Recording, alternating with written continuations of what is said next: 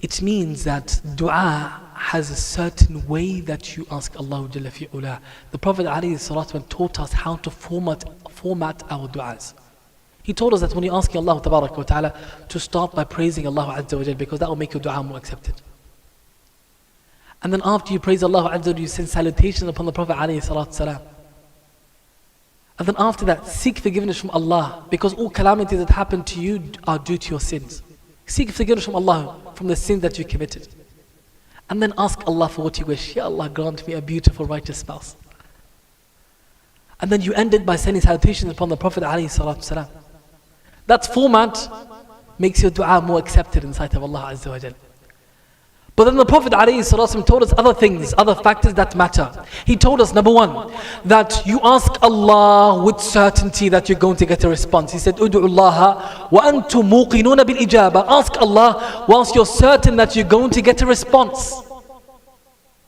Meaning that if you have a speck of doubt that you're going to get a response, you're not going to get a response. Because Allah Azza wa Jalla says to you, Udu'uni astajib lakum. Ask me, I shall respond to you. And then you say, I'm going to ask you, but I'm not sure that you're going to give me a response. That's disrespectful. How do you think you're going to get a response? When you have that mindset, you have to be certain, 100%, I've asked Allah, I'm going to get a response. The response that you get, it is not always the response that you asked for. You ask for something that you wanted, and Allah Ta'ala will grant you that which is better for you. That's given. Because Allah Azza wa Jalla knows that which is the best for you. So whenever you call upon Allah Azza wa Jalla, the Prophet ﷺ told us that you're going to get one of three. Either Allah Ta'ala will grant you what you asked for, or Allah Ta'ala will protect you from harm that's coming your way due to your dua, or Allah Ta'ala will delay it for a better time, and a time that you need it most. So every time you make dua, you're always winning, you're never losing. And the Prophet ﷺ told us that the moment you say, I've made dua, I haven't got a response, if you have that attitude, you won't get a response.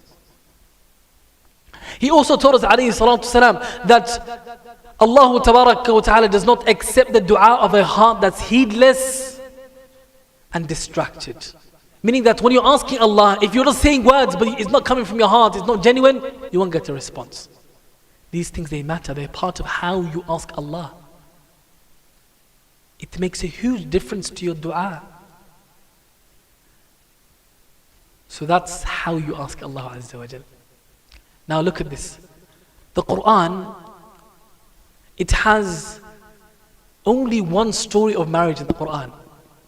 The whole Quran, there's only one story of marriage. Whose story is that? Huh? Anyone? Anyone know this? Which story? Yes. The story of Musa alayhi salam. Musa alayhi salam, his story is the only story that's mentioned in the Quran that talks about marriage. How did Musa alayhi salam get married? Allah Azza wa Jalla mentioned it to us for us to take lessons from it. What did Musa alayhi salam do? What are the steps he took? All of that, it's giving you a blueprint on how to get married. Musa alayhi salam, he came to a different city. He's strange to the city, he doesn't know it. And then he found people who are by water, who were getting some water for their cattle, for their animals. And he saw two women who were far away from all the men who were collecting the water. So then Musa alayhi salam, he went to these two women. He said to them, "Ma khatbukuma? What can I help you with? What's the matter?" They said to him, "We can't go to that. We have our cattle, we're trying to get water for them, but we can't go over there until these men, they leave, and we go over there because they're shy." The nature of a woman is that she's modest and shy. She doesn't openly mix with the opposite gender. She's not close with the opposite gender. She keeps a distance. She's bashful and shy. Musa alayhi salam notices that, so he says, okay, he volunteers to help them. He goes and gathers the water for their cattle because their father is very old, he can't come do it for them. So now Musa alayhi salam, when he gathers the water for them, he carries it with them and helps them take it all the way home. How does he walk? He walks in front of them, the women walk behind him. Because he's showing respect to these women. He doesn't want to look at them. And what does he do? Allah says, فَسَقَى لَهُمَا ثُمَّ تَوَلَّى إِلَى الظِّلِّ. After he gathered the water for them, then he went to the shade. And then what did he say? He took this step. قال ربي إني لما أنزلت إلي من خير فقير. He said, my Lord, I'm in dire need of the khair that descends that you sent down. I'm in dire need of it. All the goodness. He made that dua. After he made that dua, Allah says, فجاءته إحداهما تمشي على استحياء قالت إن أبي يدعوك ليجزيك أجر ما سقيت لنا. Straight away, the fa in Arabic means ta'qib. Straight after he made the dua, instantly one of the girls came to him. One of the two girls, she came to him. Allah Azza wa Jalla describes how she came to him. It matters, the description. Allah says, فَجَاءَتْ إِحْدَاهُمَا تَمْشِي عَلَى اسْتِحْيَاءٍ. She was walking in a state of bashfulness, of modesty. Or, عَلَى اسْتِحْيَاءٍ قَالَتْ. She said in a shy, modest manner. What did she say? Verily my father is calling you to reward you for the service you done for us, the water you gathered for us. Straight away, the response to dua came to him. What was the response to his dua? What happens? He comes to the father and he tells him about his story that he left Egypt and he came over here and he fled and so on. And then one of the girls, she says, قال يا أبت استأجر إن خير من استأجرت القوي الأمين. She says, oh our father, employ him, give him a job. Verily, the best individual that you can employ is the one who is strong and trustworthy. She pointed out these two characteristics that Musa alayhi salam had. Strength, which is physical strength, emotional strength, spiritual strength. Physical strength, emotional strength, and spiritual strength. Al-Amin, trustworthy. Trustworthiness, what does it mean? That you are one who fulfills the rights of every single person, everyone, you fulfill their rights.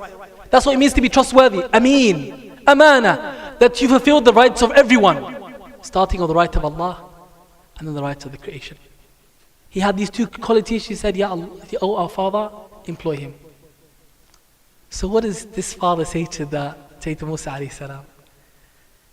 He says to him, إني أريد أن أنكحك إحدى بنتي هاتين على أن تأجرني ثمانية حجج. He said, I want straight away, I want to marry you to one of my two daughters, with the condition that you work for me for 8 years. And if you complete it as 10 years, because that's the mahar, the dowry, that's from you, yani. That's a favor that you do from yourself. And I don't want to make it difficult for you. Musa alayhi salam, after he did that, and he made that dua to Allah tabaraka wa ta'ala, what happened? Allah tabaraka wa ta'ala granted him rizq, provision. Allah opened a door of provision for him, and he granted him marriage. Just by making that dua. The element of dua is essential, ayyuhal kiram. Making dua is so important. This dua is a dua that you should memorize, especially you, those who are not married. It will help you get married, inshallah. Allah will bring that khair to you instantly. If you are one who perhaps thinks that I can't get married right now because I don't have the finances to get married, by making this dua, Allah tabarak wa ta'ala will facilitate that for you so that you can get married. Like He did for Musa alayhi salam. But this story teaches us something. It teaches the qualities that you look out for a wife and the quality that you look out for in a husband. Allah tabarak wa ta'ala reiterated twice the quality of bashfulness and modesty and shyness that these women had. Because modesty and bashfulness, it indicates God consciousness. It indicates fear of Allah. Because haya, the Prophet ﷺ told us how important it is when it comes to our faith. He said that al-haya ad-deenu kullu. He said the whole religion, it is haya, modesty and bashfulness. Meaning the more modesty and bashfulness you have, the better your religiosity is, the better your Islam is, the better your Iman is. Rather, the Prophet ﷺ told us that al-haya'u shu'batun min iman. He told us that haya, it is a part of Iman. He told us, alayhi salatu salam, inna li kulli deenin khuluqa, that every single religion has a characteristic that is known for. And the characteristic of our faith, Islam, it is al-haya. That's universal for men and women alike. But women, they have this natural haya that Allah Azza wa Jalla created them with, which is more than a man, which gives them an advantage over us. Because a man, sometimes he has to work hard to increase his modesty and to become more bashful. Whereas a woman, Allah Ta'ala gives her that advantage. It's natural. Allah created her with it. So when she increases that bashfulness, she becomes a better mu'mina, a better believer. That's what a man looks out for. A man does not look for, he doesn't want a woman who mixes with men, who talks to every man on the street. No man wants that. A man does not want a woman who dresses in a way that's not modest, which goes against the guidelines of Allah. A man does not want a woman who walks in a way and attracts attention from other men. No man wants a woman like that. That's a reality. Am I right? Am I right? Because a man is meant to be jealous. He's created with ghirah. That he has jealousy, protective jealousy over his womenfolk. And that's part of Iman. That the man, he has that protective jealousy that he does not want another man to be casually conversating with his wife and sitting with his wife and just having fun with his wife. No man wants that. He has that protective jealousy. Imagine the Prophet ﷺ, when he spoke about the ruling of adultery, if someone was caught committing adultery, that you have to bring 4 witnesses. Right? He mentioned that. One of the Sahaba, his name was Sa'ad ibn Ubadah, radiyallahu anhu.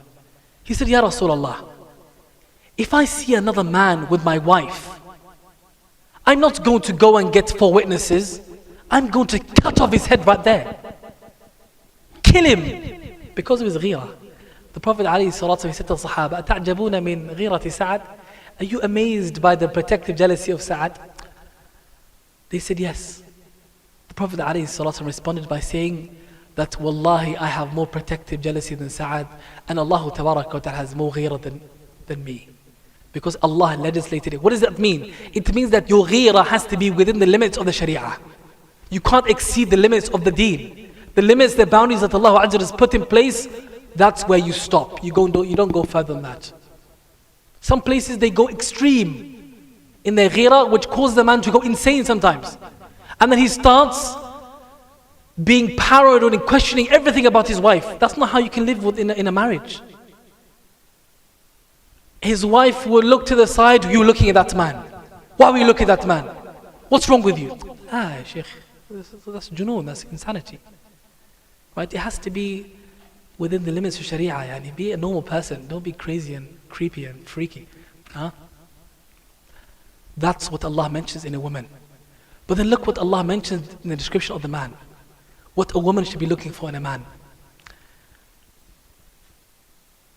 These 2 descriptions that Musa alayhi salam was described with: strength.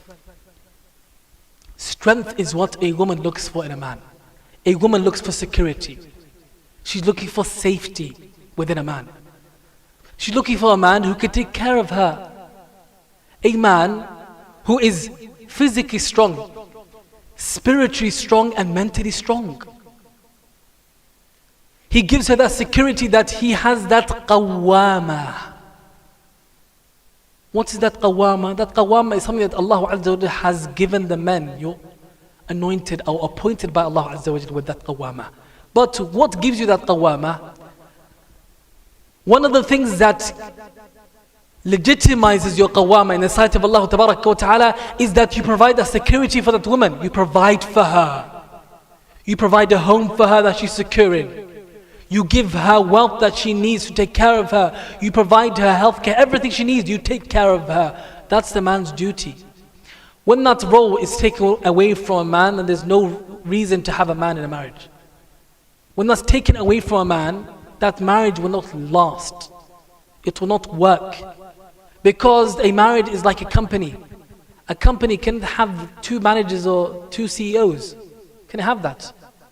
It can't, right? Why? Because it's become chaotic. They'll fight each other constantly. One is going to make a decision, another's going to make a decision. They're going to fight over the decision. Nothing's going to get done. The whole company will become corrupt and they will destroy the whole company. Right? A marriage is like that too. Allah Ta'ala made one CEO of this marriage, and that's the man. And he's the one who is responsible for managing this marriage. It's a great responsibility. It comes with a lot of work. It's not easy, and it shouldn't be taken lightly. But Allah Ta'ala put it in place so that it can safeguard this marriage. Because if this marriage becomes destroyed and it falls apart, so much corruption will come out of that. And we've probably seen that. A lot of us are probably aware, because of how common family breakdowns are. We've seen the outcomes of that. What happens to the children, what it causes to society, and so on. All the mischief and the corruption, the evil that occurs due to there not being a strong family unit. Ayyuha al-kiram, we are living in a time where the family unit, it is under threat.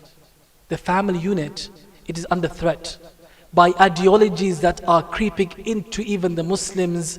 They are adopting these ideologies that have nothing to do with Islam, and they are, as a result, destroying our family units. And you all know what I'm referring to. All these isms, all these different isms that exist, they have nothing to do with Islam. Allah Ta'ala, He chose Islam for us as a way of life. You know what that means? That means Islam governs every aspect of my life. The moment I think that Islam does not govern certain aspects of my life and I look for answers elsewhere, that is when I have told myself that I do not want what Allah Azza wa Jal has chosen for me, the divine way of life, which is the perfect way of life. That's extremely dangerous. What it means to be a Muslim is that you are someone who submits to the will of Allah Ta'ala. When Allah commands you to do something, you do it instantly. When Allah prohibits something, you abstain from it instantly. That is what it means to be a Muslim. It's not about how I feel about it, what I think about it, because you are a servant of Allah. A slave is someone who their feelings or their emotions or their thoughts and their opinions are disregarded when it comes to their master. That's who I am as a Muslim. I submit. And when we submit to the will of Allah Ta'ala, things will work out for us. They will go well. Because Allah Ta'ala, what He has decreed is the best. But when we go against it and we follow our own whims and desires, that's when things are going to fall apart. And we are going to be extremely depressed. I have to say it, because it wouldn't be right if I didn't say it. What is very common today is that there's two extremes. There's an extreme when it comes to our sisters, and there's an extreme when it comes to our brothers. The extreme with the brothers, it is that they have been influenced by this red pill ideology that exists, which is not an Islamic concept. It has extreme principles that contradict Islam. And then they try to put an Islamic cover over it, which a lot of it is degrading or humiliating women or oppressing them. And then you have the other extreme, which is feminism, which has plagued the minds of our sisters. And they think that this is something that's going to give them their rights, when Allah Ta'ala has given them all the rights that they need. Allah Azza wa Jalla has not taken anything away from them. You know what doesn't make sense to me, which until today I cannot fathom. Imagine if I was told this, that I can stay home for the rest of my life, that I don't have to work a day in my life, that I get everything for free, and I can live a lavish lifestyle. If I was told that, and I was given another option to leave home and to go out every day and to go work and to labor and struggle, which one would you choose? I would choose the first one. It doesn't make sense to me where our sisters are told by Allah, you get all this free lifestyle, live your best life. And they say, no, I want to work. I don't get it. I want to go to a 9 to 5 and struggle. Yes, I'm not saying that sometimes you may need to do that. Right? Certain circumstances may cause that. But if you are told initially that your husband is going to take care of everything, right? And you just get to stay home and enjoy your life. Wow, Sheikh, it's Jannah on earth. Why would you want anything else? But society has convinced our sisters that they will be less valued if they are a homemaker, if they are a mother. They have been told that chasing a career is what's going to make you one who contributes to society. La. The best career that a woman can chase, it's the natural career that Allah has chosen for her, motherhood. And it's the most rewarding. Let's say a woman chases a normal career, 10 years, 15 years, she's going up the ladder, she makes it to the top. She's now maybe 40 years old, 50 years old, perhaps unmarried with 100 cats. They're all depressed. None of them are happy. But if she was to get married, right, and she's an extremely educated woman, and she pursues the path of motherhood, which is her innate disposition that Allah created her with, that she has children, and she raises these children upon righteousness, and she raises them to be contributors to society in a positive manner. She has contributed to society in the best way that anyone could do. That is the greatest honor that any individual can get, that a man can never attain. You know, some of the greatest people who lived, they were created by a mother, a single mother. They were made by a single mother who raised them upon righteousness. Some of the names that you're very familiar with, behind them are great mothers who made them. And that's the legacy that they left behind. Huge legacy. Because our ummah, the future of our ummah is our sisters. Our sisters, they make the ummah. They are the backbone of the ummah. They are the backbone of society. You have Imam al-Bukhari, who has the most authentic book after the book of Allah Azza wa Jal. Yani every time his name is being mentioned, people are making dua for him. They read Sahih al-Bukhari. You know that his mother gets a share of every single reward he gets because she's the one who took him to the place of knowledge. She traveled with him and took him to learn, etc. He was an orphan. Ahmad ibn Hanbal, he was an orphan. His mother's the one who raised him upon the righteousness and made him that Imam with the permission of Allah. Ash-Shafi'i, he was an orphan. Look at the legacy. We perhaps don't know the names of their mothers, but look what they left behind. They're in their graves and they're getting reward that no one knows except Allah. That's a huge legacy. If I accomplished just a bit of that, I would be extremely proud. That's how rewarding motherhood is. That's the greatest contribution to society. And just like that, the man's role is to facilitate all that. His role is to make all that easier, so that that household flourishes. He provides a safe space, a home that can grow in. He provides the wealth that's required, the sustenance, so that they can develop. He requires all that which is necessary, needed in order for these goals to be attained. Al-Qawi Al-Amin. Now, these are the first steps to getting married. I mentioned dua. Now, what is the next step that you take after dua? You have to actively be looking, right? But how do you actively start looking? There's a number of avenues that you can take. Some of these avenues I prefer, and I mention them. And there's certain avenues that I do not like. As for the first avenue, the first path that you can take in finding a spouse is the following. That this is the way that's always worked, by the way. It's worked for centuries. So if it's worked all those years, I believe it worked today as well, inshaAllah ta'ala. It is that you go through connections. If you are a man and you're looking for a wife, because that's how it normally is, you ask if you have female relatives.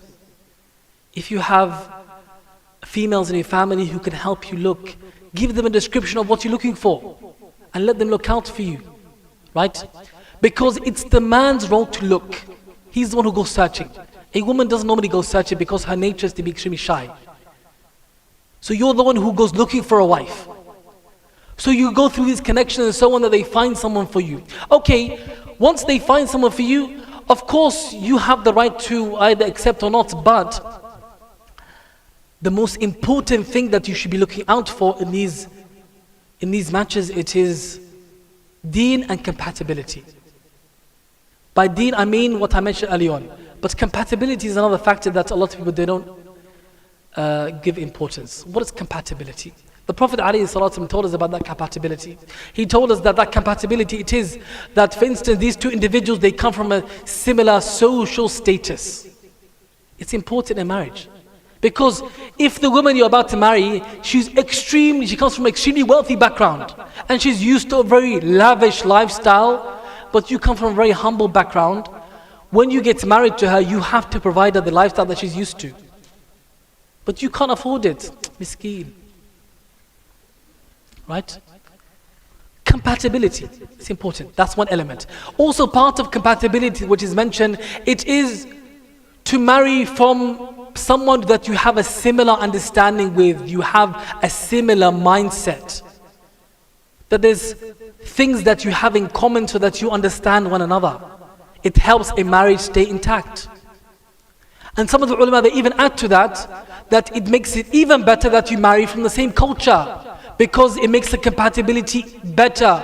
Because one thing that is important that people do not know, especially young people, is that when you get married, you don't only get married to your spouse, you also get married to another package, which is the family. They come with a huge package. So when you get married to the same culture, it makes it easier for these two families to interact. Because families, sometimes they make a marriage or they break it as well. And if there's so many misunderstandings due to clashes of culture and so on, and not understanding each other's cultures and norms and customs, it can put a strain on the marriage. That's a reality, right? Also, part of compatibility, it is the element that everyone tends to prefer, which is that there's attraction. There's attraction. Attraction is important. A Sahabi came to the Prophet ﷺ, and he said, Ya Rasulullah, I'm going to get married. He was excited. Prophet ﷺ said, MashaAllah, have you seen her? He said, no. He said, go see her. How you get married to someone you don't know what they look like? Right? Why? Because that will increase the affection between you. So that attraction is important. Why? Because marriage is meant to be something that protects you from haram. So when you get married, you get married to someone you are attracted to so that they protect you from looking elsewhere. That's important. Right? But you also have to be realistic. You're not going to get a perfect person who has all the description that you want. That you get in Jannah, inshallah. But in the dunya, you're not going to get someone who fulfills ticks every box. So that means you have to prioritize certain things and make other things less a priority. Put things that are important to you and the other things that you overlook. Being realistic is very important, because when you're not realistic, what happens, and this happens a lot with the brothers, that they tend to be unrealistic, and then they go through a sister, another sister, another sister, another sister, and a lot of the time the reason why he's rejecting her is because he keeps convincing himself, I'm not attracted enough, right? But then what happens? He ends up delaying marriage until he gets a lot older, and then nobody wants him because he's lost his hair. Don't let it get to that. Okay. That's important, compatibility. There's another thing, that's what is the way to approach it now? Let's say now you found someone who you think might be a match for you. The best way that I recommend that you approach the situation, it is that you send someone on your behalf to propose the idea of marriage to that individual. Because it will save you the embarrassment of rejection. Some sisters can be ruthless. They'll tell you to your face, brother, ew.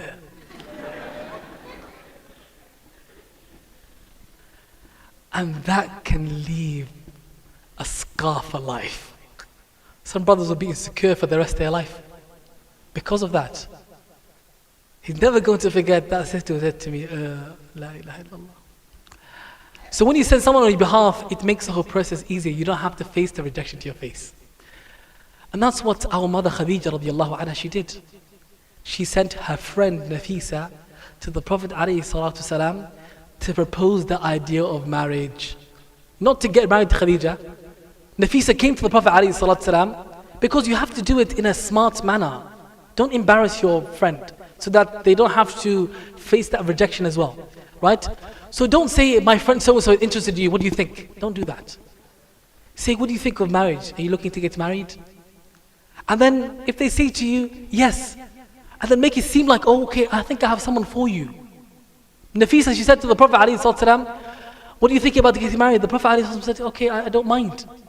And then she said, okay, what do you think of Khadija? And the Prophet ﷺ said, that sounds great, right? And then what does Nafisa say? She says, okay, let me go find out if she's okay with it. She doesn't make it seem like Khadija sent her. Because normally women are shy. And women don't want to come across as they are the ones asking. And a woman can do that as well. There's no shame in a woman, if she sees a certain brother that she's interested for marriage, to send someone to propose the idea of marriage to them. In that manner, without embarrassing the sister. Right? There's no shame in that. So that's what you can do to save yourself from embarrassment. Send a person. But I warn against this. Don't go up to a sister in the market that you see and say to her, sister, give me your father's number, I'm interested in you. Don't do that. You'll freak her out or creep her. Right? She'll think, what a creep. What a weirdo. So don't do that. Okay, once I've done that I've sent perhaps a friend, or I've sent my family, my mother or my sister or someone to go address the sister for the idea of marriage. If she's agreed, then now you can take it to the next step. But there's something that precedes that. How do you know that this person is someone that you want to approach? Because nowadays, once you take that step and you send someone to propose the idea of marriage to someone, it means that you've already kind of made your mind up before you take that step. So that means that prior to taking that step, you need to do your homework on that person. You need to know about them, gather information regarding them, what they're like, what their character is like, what sort of family they come from, etc. These sort of things that are important, that you know them before you actually propose the idea of marriage to them.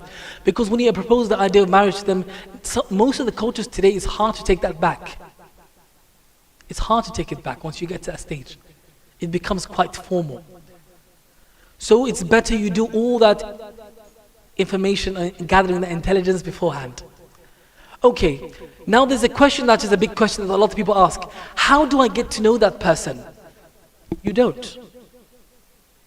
There's no such thing as getting to know someone before you get married. It doesn't happen, because I'll tell you the truth, and this is the plain truth. You will never know this person truly until you're married to them. You won't know their reality until you actually live with them. So, marriage is a risk. It generally is a risk. But you go off the important things that you know about them, which everyone has agreed upon that they know about this individual. And then secondly, when you actually interact with the person, you speak to them, the things that you speak to them about is not who they are as a person. You don't ask them about themselves, because a lot of the time, what are they going to do? They're going to make themselves look the best. No one's going to say to you, I am bad at this, I'm bad at this. No one's going to say that to you. They're going to tell you everything that as if they're perfect. It's going to be a facade. So what are the questions that you should be asking? The questions that you should be asking are questions that show whether you're compatible or not. Things to do with your marriage and your future. For instance, if you are someone who, when they get married, you want to reside in a different country, you want to move abroad, ask her if she wants to move abroad. Because if she says, I have to stay here with my family, my parents, I don't want to go anywhere, knowing that answer will help you make your mind up. If it's important to you to know whether your wife is going to work after marriage or not, ask that question. These sorts of questions that are going to affect your marriage, it's important to ask these before you get married to understand how compatible you are to one another. Having children, etc. These sorts of things are very important, because once you get into the marriage and you haven't spoken about these matters, that's what causes a lot of problems in a marriage. Because you never spoke about it prior to getting married. So you start fighting about it and you start to resent one another. It's important to ask these questions. Okay, once you've done that, you've seen her, you're content with the way she is, her deen, her character, you feel like you're compatible, etc. Right? And she's also content with the man, and she's okay, she's happy with who he is. After all that, then you take the next step, and the next step is that you don't delay this step, which is that you formally propose. How does that normally happen? Most cultures have their way of going about it, and Islam does not cancel culture as long as it doesn't go against Islam. It doesn't cancel it. Right? If the culture has a certain way of going about it, you can follow that as long as it does not go against the teachings of Allah Ta'ala. Right? But normally what tends to happen is that your father and the groom and the father, they would go together to the house of the sister, her family, and they would perhaps even take some other uncles or senior members of the family with them, and they would formally ask for their daughter's hand in marriage. And that is called the khitbah. It's called the engagement. And that is basically a promise to get married to this individual. Once that happens, what does it necessitate? It necessitates that now this sister cannot be talking to anyone else for marriage. Nobody else can propose to her because she's engaged to someone else. They're not married, meaning that they don't have the relationship that a husband and wife have. They still have to keep a distance. They can't be alone with one another. They can't be going out together to places and going to restaurants as if they're a married couple. La. You're still two strangers to one another, but there's that promise to get married to each other. And then the next step is to do the actual act, the contract, and to formalize that marriage. These are the steps that you take. But then, ayyuha al-kiram, when it comes to actually getting into the marriage itself, the household, and when you are married, there are certain pillars that help a marriage stay intact. And I believe it's very important that we all know these things.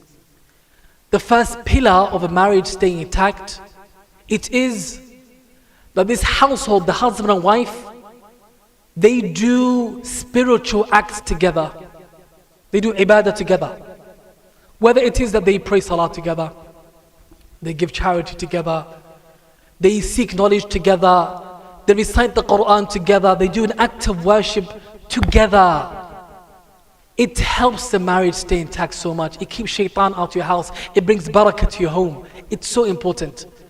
Because the closer these two individuals are to Allah, the closer they'll be to one another. It's like a triangle. Allah is at the top. The closer they get to Allah, they'll get closer to one another. That's how it is. That's essential. How many homes have I seen that have broken or they are struggling? And then if you ask a simple question as the husband, do you pray? Sometimes you answer no. The wife, do you pray? No.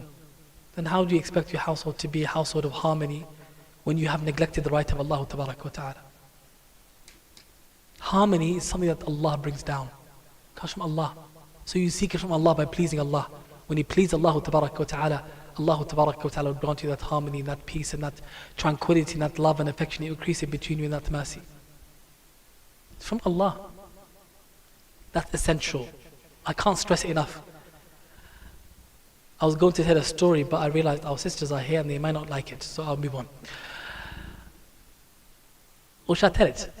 Shall I tell you the story? It's quite interesting, but the sisters are not going to like it. She'll go ahead. We'll go ahead. There's a sheikh that I know. He, mashallah, he has more than one wife. This is the part the sisters they don't like. He has 4 wives. But all of his wives, they are hafidhat li kitabillah. They have memorized the Quran. They have memorized the Quran. So he has a mechanism to keep his households intact. How does he do it? Whenever one of his wives gets jealous, or there's a disagreement that happens, or there's a problem that arises, he says, the Somalis, we have a way of revising Quran, it's called sub'a. He says, let's sit down and sub'ino. We're going to have sub'a. We're going to read the Quran, let's revise the Quran together first. The moment he says, A'udhu billahi minash shaitan rajim, shaitan gone. She starts to recite the Quran, sakina comes down. Problem is forgotten with the Quran. Because they are people of the Quran, when you say to them, let's recite the Quran, nobody will say to you, no. You say to them, no to Quran. How can you say no to Quran? Let's read the Quran and we talk about this after. The moment they read Quran, everything is solved. That's how he said, with the Quran, he said, Allah Tabarak wa Ta'ala has helped me with my family. Because of ibadah, Allah Tabarak wa Ta'ala help you.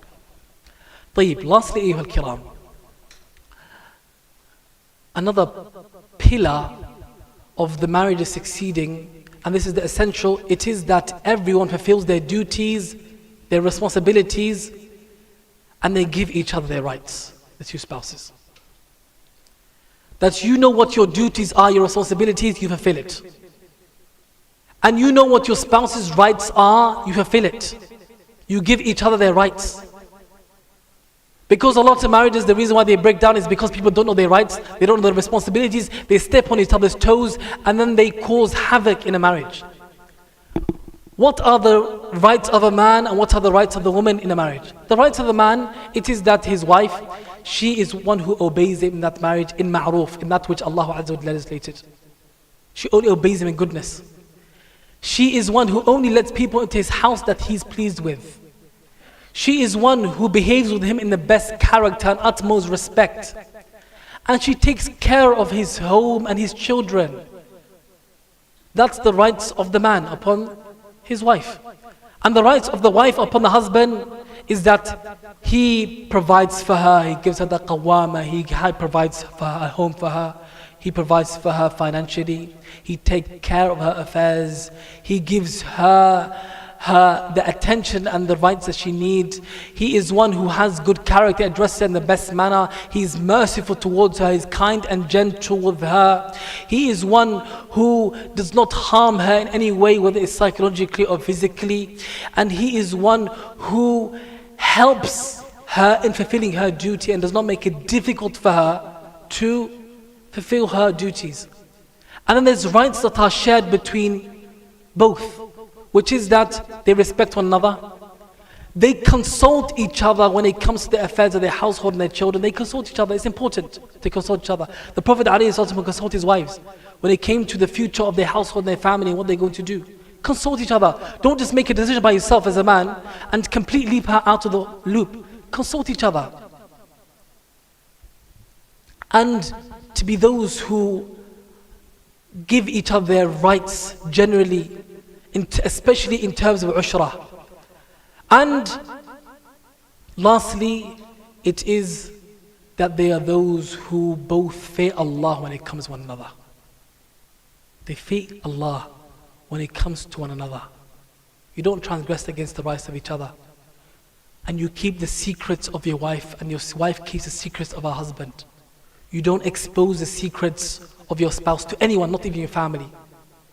And you keep each other's families from each other or from one another so that it doesn't cause friction between each other, meaning that you don't say anything bad about your family in front of your husband, and your husband doesn't say anything bad about his family in front of you, and the opposite as well. So it doesn't cause any friction between the individuals. These are rights. When the rights are preserved and there's that good consciousness and that ibadah in the home, Allah Azza wa Jalla preserve that marriage, inshaAllah ta'ala. I ask Allah Tabarak wa Ta'ala to benefit us with what we've heard.